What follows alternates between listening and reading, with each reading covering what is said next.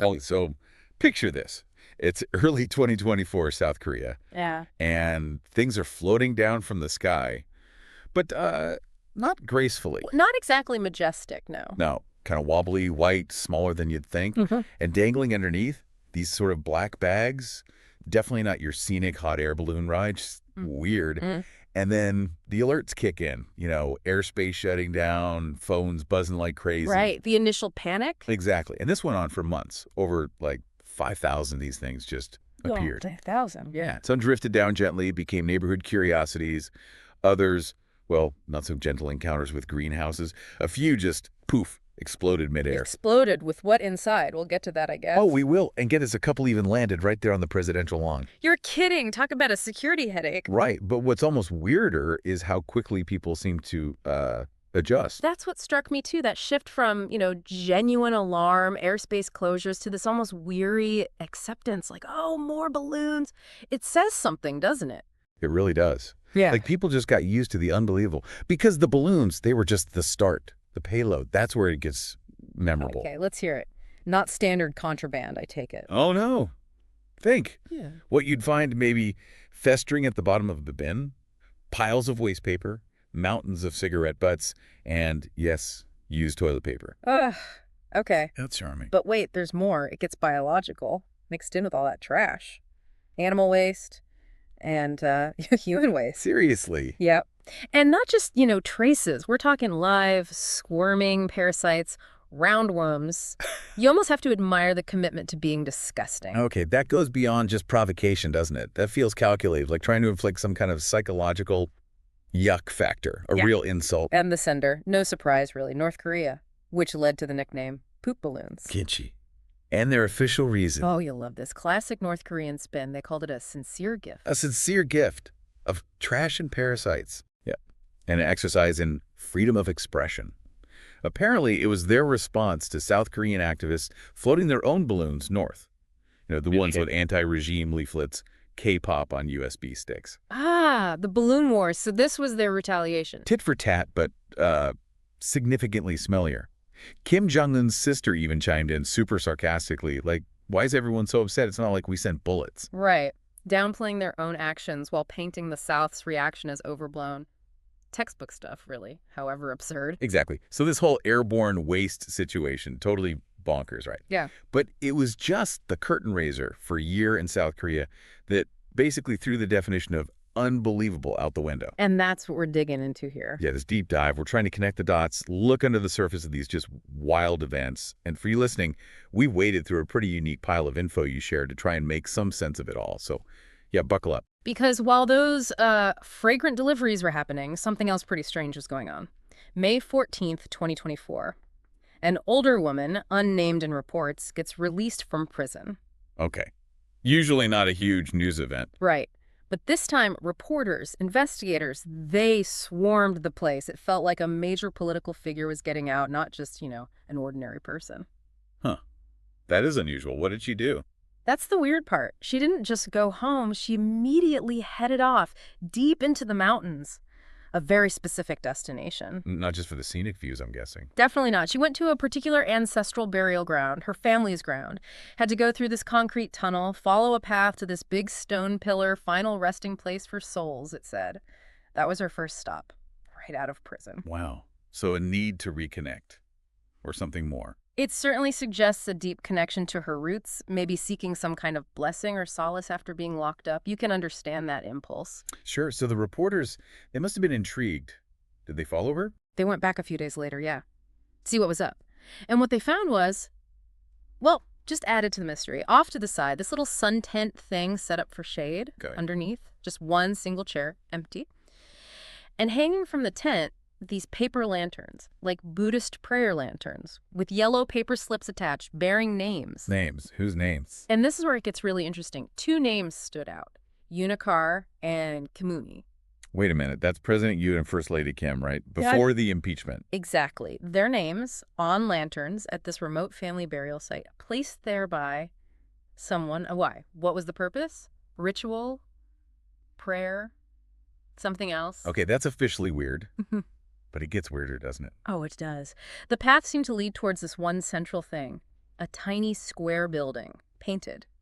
Baby pink, like aggressively pink. Baby pink, out in the mountains. Yep. Super basic architecture, like a child's drawing of a house. But then you look closer, no door. No door. Yay. How do you even get in? What's the point? Exactly. Just two small windows on the front. It felt wrong, like something deliberately inaccessible or hidden. Okay, a doorless pink mystery box in the mountains. What else was there? Around it, these things that look like tombstones. One had a big plum tree carved into it. A plum tree. Any significant? Well, plum blossoms often mean resilience, beauty. But in some, let's say, darker shamanistic contexts, they can be linked to misfortune, even malint spirits, so it depends on who you ask. Right. Ambiguous. What else? Next to that stone, 7 open bottles of soju, placed carefully, like an offering. Common in ancestral rites, yeah. It is. Then, these steel flagpoles. No flags, but dragon emblems on top. Dragons. That's royalty power, right? Traditionally, yes. Big symbols. And finally, just a single puffer jacket hanging on a basket chair outside, like someone had just been there, left it deliberately. Okay, this whole scene is dripping with strange symbolism. Plum tree, dragons, offerings, a phantom visitor. And then the self-proclaimed shamanism experts started jumping in online, debating the pink color, the plum blossom. Was it dark shamanism? And the pink. Did that remind people of something else? Something awful? It did. Chillingly so. The Sampong Mall collapse. That terrible department store disaster years back. Killed over 500 people, faulty construction, its signature color, that exact same baby pink. Oh my God, that's a horrible connection to make. Deeply disturbing, a national tragedy, a symbol of negligence. And now that color, tied to this weird doorless building with the president and first lady's names nearby on those lanterns. And wait, didn't Yoon and Kim actually live in the apartment complex built right on the site of the Sampong Mall collapse? They did. Aqua Vista, built right over it. The coincidences are just piling up. It feels less like coincidence and more like something else, a really dark puzzle. It does, and the weirdness just keeps coming. After Yoon and Kim were impeached, another bizarre detail surfaced, their water usage at the presidential residence. Ah, yes, the water bill, it went up, right? It went up 75 times. 75. That can't be right. That's what the Seoul City data showed. Average two-person home, maybe 800 gallons a week. Their place, the week after they were kicked out, over 60,000 gallons. 60,000 gallons. Yeah. In 1 week. What on earth uses that much water? That's like leaving every single tap running full blast 20:47. It's staggering. Absolutely staggering. You can imagine what people started saying online. Oh, I bet. What was the main theory? Drugs. What else needs that much water to get rid of? People Caffeine. picture them frantically flushing evidence down the drain. It became this dark running joke. I mean, it's hard to think of a normal explanation for 60,000 gallons. Very hard. But then, the other theories started bubbling up. More out there. Uh-oh. Animal sacrifices. Sacrifices. Seriously. Yeah, the idea of ritual bloodletting, needing lots of water to clean up. Stuff associated with some extreme shamanistic beliefs. Wow. Okay, that's a leap. But given everything else, the pink house, the alleged shaman stuff, you can almost see how people's minds went there. It shows how much trust had eroded, right? That people would even consider such a thing. The atmosphere was just thick with suspicion. It really makes you step back and think, how do we even figure out who leads us? Forget policy for a second. Are there, hidden factors? Oh, definitely. It's fascinating how our subconscious biases play in. Take height, for instance. Seems trivial, right? Yeah. But statistically, taller candidates win presidential elections way more often. It's like we equate physical size with authority on some basic level. Huh. Never thought about that. What else? Body language, speech patterns. Think about Obama, how deliberate his hand gestures were. Like he was physically shaping his argument. Yeah, I remember that. Very controlled, very effective. Right. Or Reagan, his campfire storytelling style, made you feel like he was just chatting with you. Clinton had that southern porch talk vibe. It creates connection. And the words they use. Apparently words like heart, hand, journey, dream resonate more than policy jargon. It's about hitting that emotional nerve. And charisma. Yeah. It's not just about being liked, is it? Not at all. It's the ability to inspire loyalty, devotion, can be used for good or ill. Some really divisive figures have been incredibly charismatic. It's a powerful tool. And the speechwriters crafting all those pauses, the rhythm. Absolutely. It's an art form designed for maximum impact. But honestly, these theories about predicting leaders feel almost quaint compared to the sheer drama in South Korea, especially around Yoon's inauguration. May 10th, 2022. The vibe was tense. You had this really controversial guy taking office, and the guest list, wow. Right. A former first lady whose husband Yoon himself had prosecuted for corruption. Then Park Geun-hye, the impeached president, also investigated by Yoon. She was there. And the outgoing president and first lady already facing their own probes. Imagine the small talk. Yikes. And then there was First Lady Kim. Yoon looked standard politician in a suit. She shows up in all white, head to toe. White mask, too, still pandemic time. Striking image. Totally, like this modern, almost angelic figure. But her expression the whole time, stone cold, no smiling, no clapping enthusiastically, just watching, intensely, almost like she was the main event. The all-white can mean purity, a new start. But with the mask, the stoicism, it created this sense of mystery, maybe even unease for some people. Definitely set a strange tone. Now jump forward to December 2024. Protests. But forget chanting and placards. Think K-pop. K-pop protests. Seriously. Seriously. Day before Christmas Eve, freezing cold, streets packed, people bundled up, waving light sticks like at a concert, huge screen blasting music. Okay. But the songs, Christmas carols rewritten with lyrics like Yen Hockey has to go and Kim Gandhi must be punished, to the tune of Jingle Bells. And you've got a senator on stage shredding an electric guitar. Wow, using pop culture like that is creative. It definitely engages younger people, adds a layer of satire to the anger. Those carols are brilliant, in a way. Totally surreal. And this massive musical protest came after some seriously heavy stuff. Yeah. Helicopters landing near the National Assembly building in the middle of the night. Tanks rolling down street. It's near the legislature. That's alarming. That screams political instability. It felt like a movie. And the personal stories, a 70-year-old guy getting literally lifted over the fence by younger protesters to get into the assembly grounds. Wow. A famous woman grabbing the rifle barrel of a soldier, pointing it at her, yelling, "Aren't you ashamed?" Inside the assembly, aides using desks and chairs as barricades, spraying fire extinguishers at soldiers. Desperate measures. But then, when the soldiers started pulling back, the protesters who'd been fighting them off started yelling encouragement. "Good work, get home safe, stay strong, our sons." That's incredibly complex. Confrontation 1 minute, empathy the next. It speaks volumes about the fractured yet connected society. Recognizing the soldiers are just kids following orders, maybe? It was chaos, but also weirdly human. Anyway, all this leads up to President Yoon's speech. Late night, December 3rd, 2024. He goes on TV, declares martial law. Martial law, that's huge. What was his justification? Said the government was paralyzed, the National Assembly was a den of criminals plotting to overthrow democracy, the nation was about to collapse. Total crisis narrative. Painting a picture of existential threat to justify suspending normal governance. And the measures, sweeping, no more political activity. Yeah. At all. Including shutting down the National Assembly, ban on anything seen as anti-system or fake news, media censorship, no strikes, no rallies, doctors ordered back to work. And the powers granted. Arrest, detention, search, interrogation, all without warrants, all to protect the Free Republic of Korea. Chilling stuff. Absolutely. Classic state of emergency powers. Very broad, very open to abuse, especially vague terms like fake news. And remember, Yoon wasn't exactly Mr. Popularity, won by less than 1%. Approval rating tanked to 24% in 100 days.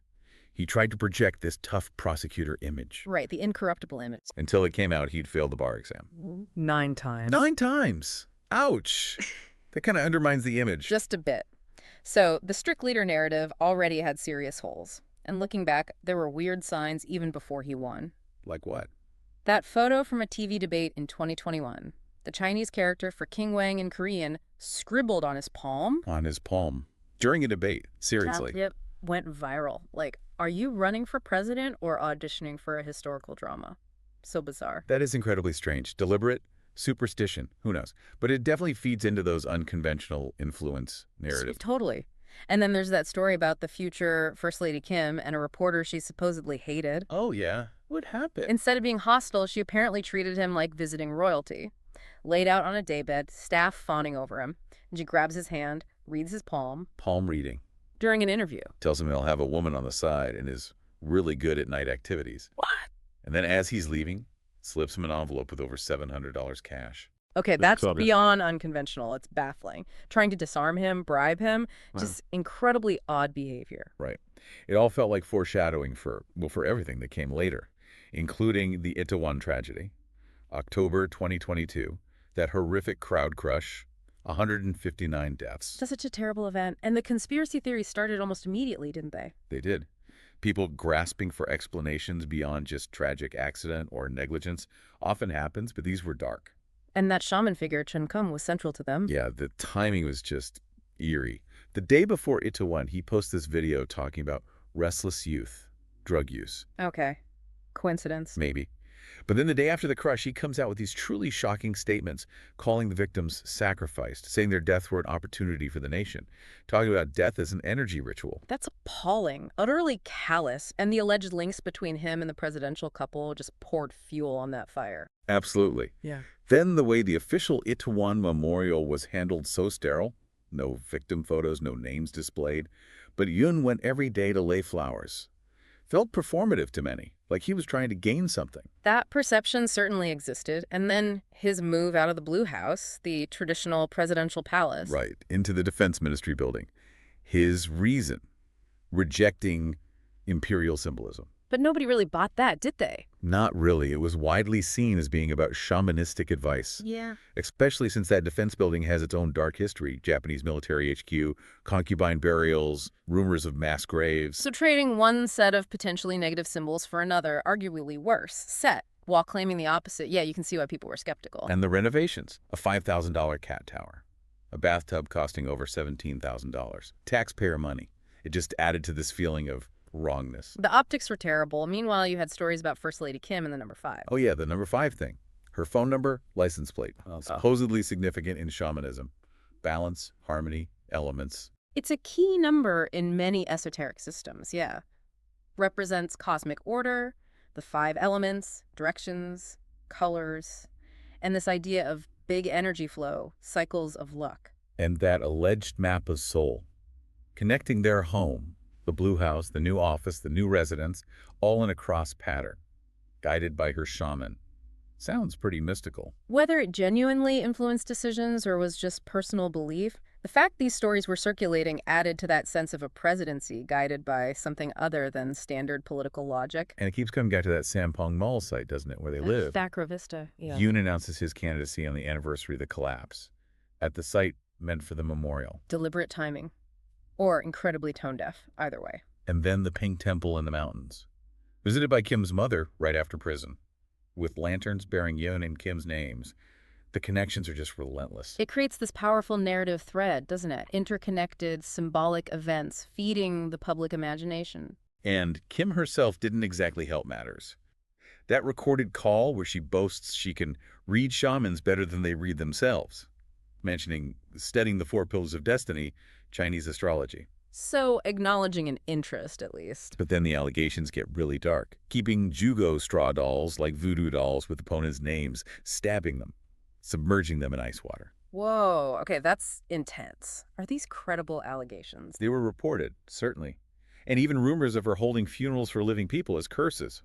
We're way beyond normal political hardball here. If true, that suggests a really disturbing mindset. Malevolent, almost. And physically, their new residence was just a 7-minute walk from where Chung-Kung, the shaman, was based. That close. Yep, Yoon tried to downplay it, met him a few times, but Chung-Kung claimed Kim had been attending his lectures for years. Conflicting stories. Always raises red flags. In shamanism in Korea, it's around, generally accepted on a personal level, but involved in politics. Huge taboo.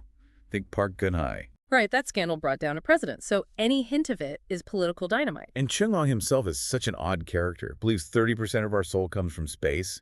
Death is just energy transforming weird views on obesity, poverty. Yeah. Oh, and he predicts Korea reunifies in fall 2025. Quite the figure. The association alone would be damaging, even without proof of direct influence. Then there was that debate moment. Yeah. Yoon getting grilled about anal acupuncture. Anal acupuncture? I'm sorry, what? Yeah. And his connection to some patent for it, supposedly treating strokes, dementia, just utterly bizarre. Okay, that's memorable. And then the alleged cow skinning ritual. Truly horrific descriptions. A live cow, skinned at a temple. Banners with Yoon and Kim's names up. Dead pigs nearby. And the guy running it linked to Yoon's campaign. That imagery is incredibly disturbing, and a direct contradiction to Yoon's denials of shamanistic ties, if true, especially with campaign links. And the irony.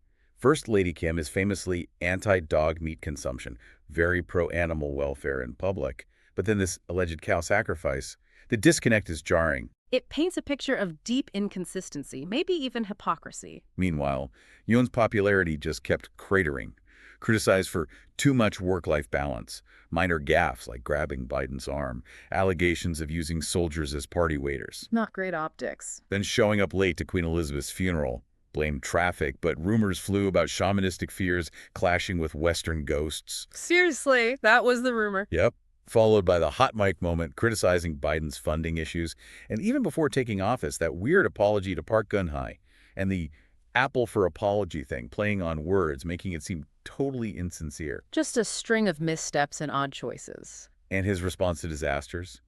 The 2022 floods, stayed on vacation, made superficial visits later, the typhoon, photographs staring at a menu while victims pleaded for help nearby, just seemed completely detached. That perception of indifference, especially during crises, is incredibly damaging for any leader. Really erodes trust. Then the land scandal, a government project scrapped because it allegedly would have boosted the value of land owned by Yoon and Kim's family.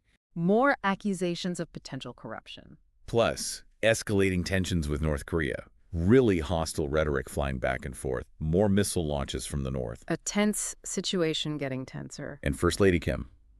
The alleged photo plagiarism. Yeah. Recreating those specific Audrey Hepburn, Jackie Kennedy shots. That Barbie architect outfit. Seems like she craves celebrity status. Trying to craft a very specific, perhaps artificial public image. And those fan clubs popping up. Widely suspected she started them herself. That would be unusual. Then all the speculation about plastic surgery, that 11-picture collage meme, comparing her features over time, scrutinizing her hairline, her earlobes. Public fascination with appearance is intense, especially for public figures. But the resume stuff wasn't speculation, that was confirmed. Major fabrications, claiming jobs at companies that didn't exist yet, director roles she never held, that plagiarized thesis with gibberish English. She even had to apologize for it. Okay, fabricating credentials is a serious blow to credibility. Hard to recover from that. And remember the Blackpink state dinner mess? Vaguely. What happened there? Jill Biden apparently really wanted Lady Gaga and Blackpink to perform together at a state dinner. Kept asking. Okay, big ask, but high profile. Then South Korea's national security chief resigns, saying he withheld the invitations. He admitted blocking it. Why? That was his story. But the alternate theory. First, Lady Kim didn't want to be upstaged by younger, globally famous pop stars. Plausible, given other narratives. What was the official line? Total confusion. Korea said Lady Gaga cost too much. The U.S. said it was a mutual decision to cancel. Nobody seemed to know the real story.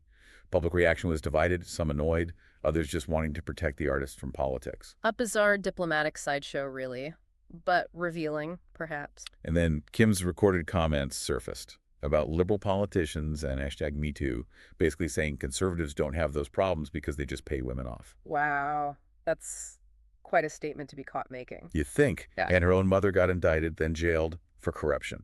By this point, the public perception was overwhelming. Kim was the one really running the show. Her mother's conviction would certainly reinforce concerns about corruption close to the presidency and fuel the power behind the throne narrative. Then the abuses of power seemed almost blatant.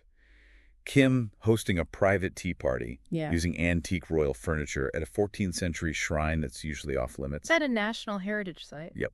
Caused such an uproar, the Cultural Heritage Agency had to apologize publicly. That's incredible entitlement. And those recorded calls again, Kim saying things like, "I'm the man and my husband is completely the woman. And my husband is pretty dumb. He just listens to me." She actually said that on tape. Apparently so.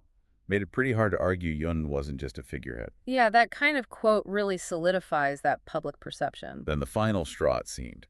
That secretly recorded meeting with Pastor Choi, the pro-North Korea guy, and the Dior bag. Ah, the $2,000 Dior bag.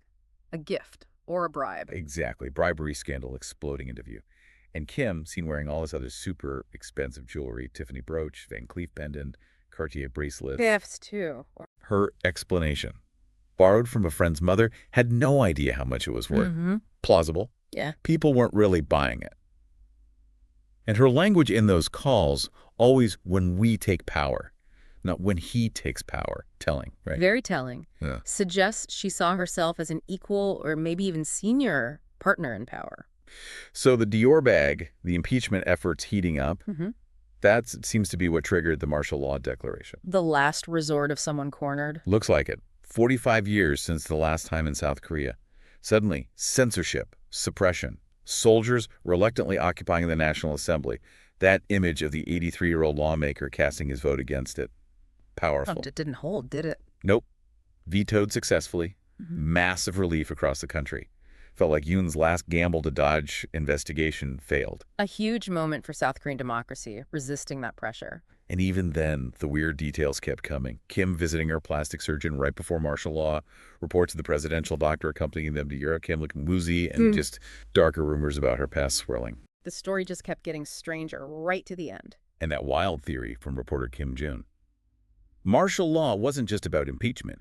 It was step one towards manufacturing a war with North Korea, dragging in the U.S. That's a huge conspiracy theory, but shows the level of distrust. Totally. And then the collapse was so fast, martial law rescinded in 6 hours. Yoon impeached. Acting president, PM Haneku, impeached too. Impeached the acting president as well, wow. Yeah, so now the deputy PM is acting president. Snap election called for early June. Yoon and Kim are back in their Accra Vista apartment, presumably waiting for the investigations, maybe jail time. A stunningly rapid fall from power. And just to add another layer of tragedy and shock, the likely frontrunner for the upcoming election, Lee Jae-young, stabbed recently. Survived, but still. Good grief. It really does feel cursed, doesn't it? The presidency. Some Koreans are definitely starting to feel that way. Oh, and that documentary about First Lady Kim came out right before the implosion. Suddenly, everyone wants to watch it. I bet timing is everything. So there it is, this absolutely incredible, almost unbelievable sequence of events. Politics, scandals, parasites, shamans, K-pop protests, martial law, all in South Korea in 2024. A truly wild ride. We tried to make sense of it, based on the info you shared with us.